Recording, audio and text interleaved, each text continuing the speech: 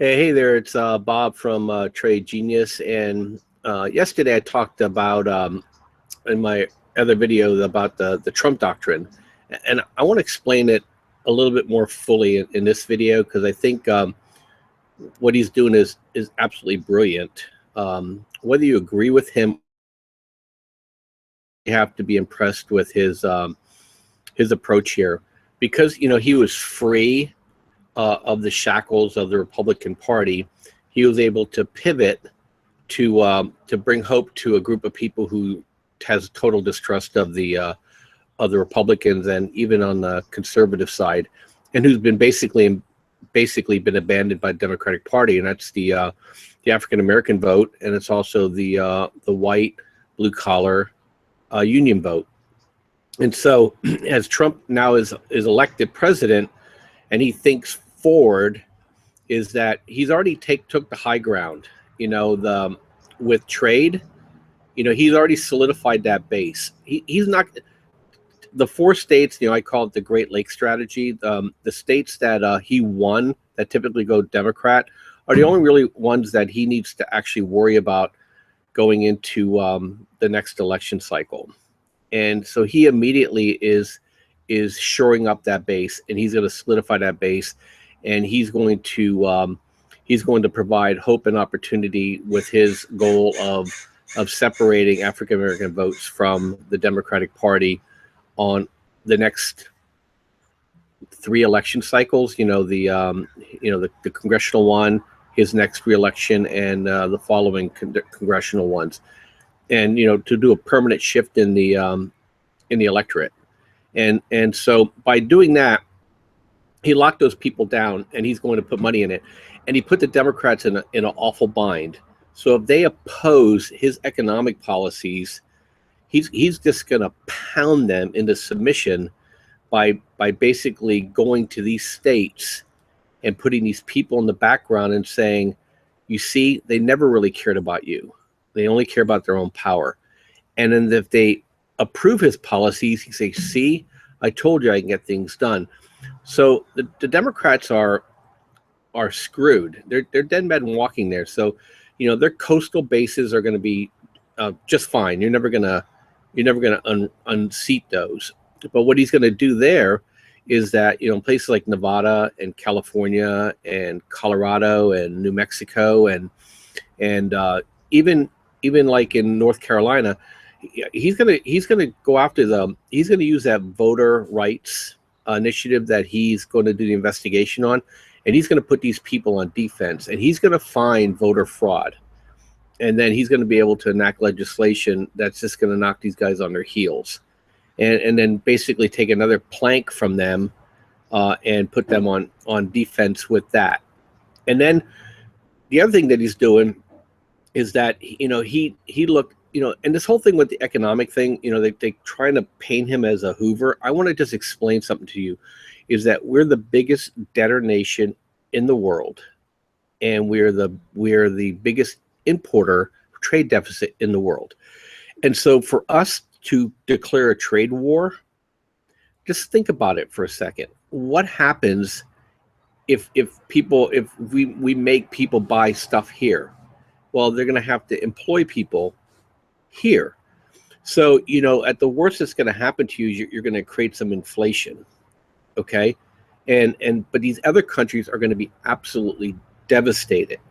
And that's why he's going after these guys. He's going to force them into an inferior hand, when up until now, the American foreign policy is give all these countries everything they want, because we want to have our neocon approach to the world. Well, Trump, actually, and he shares my view too. I'm more of an isolationist. I live where I live. You live your life the way you live your life. I'll live the life where I live my life. Don't impose on me. I won't impose on you. And I think a lot of Americans feel that way. And we've been dragged into all these wars and conflicts. And and as a former military officer myself, when you're young, you're full of piss and vinegar, and when you get a little bit older, you're like, oh my gosh, what are we doing? All we did was create a billion people who hate us so we can enrich a few people. And so, he correctly understands that mood, and he's going to bring it in. He's locking Canada down in terms of integrating their oil networks. So they're going to be dependent upon us amazingly. And he's going to work with them. And once he gets the deal he wants with Mexico, he's going to lock that down too. And so you put that wall in place. Now the Democrats can't flood the zone with more people to vote against him.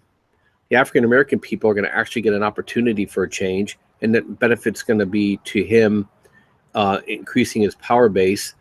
The environmental movement, which is basically a UN power grab in disguise, he's defunding it. And then he's going to defund the people that have these mercantilistic trade policies against us, and he's going to defund OPEC.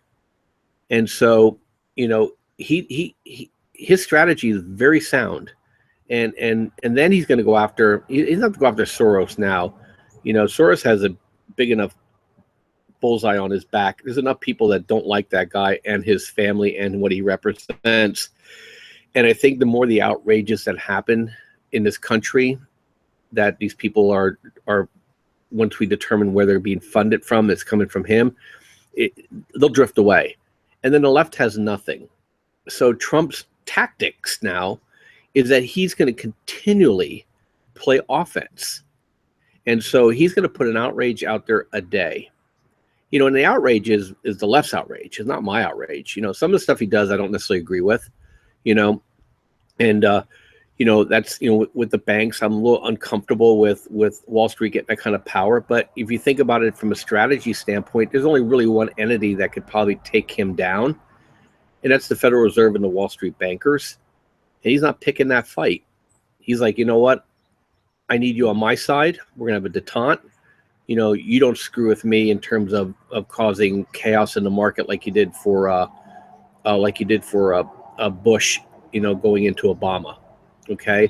And now he's free just to pound on the Democrats and give all the people who wanted him to speak for their views. He's going to do it every single day. Every day he's going to be in front of these people, and he's going to force the Democrats to constantly react to him. And they're not used to that. They're used to taking the initiative. They're used to being able to call the shots in terms of the slander and the profanities and the injustices and the indignities. But Trump's immune to that. And he just turns right around and counterpunches. I mean, can you imagine Bush or Reagan or any of these other people that would, or any of the people that ran for president this last election cycle, challenging Chuck Schumer? Absolutely not. Trump, no problem. And then once you find that these people are not as powerful as their persona leads you to believe, they're done. That's all people have, is perception of power.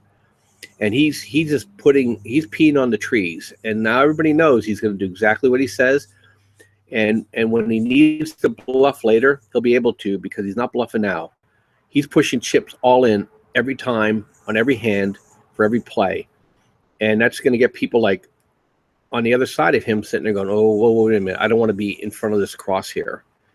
And so he's going to cause them, with the Democrats, they only really have one thing. It's really the outrage doctrine.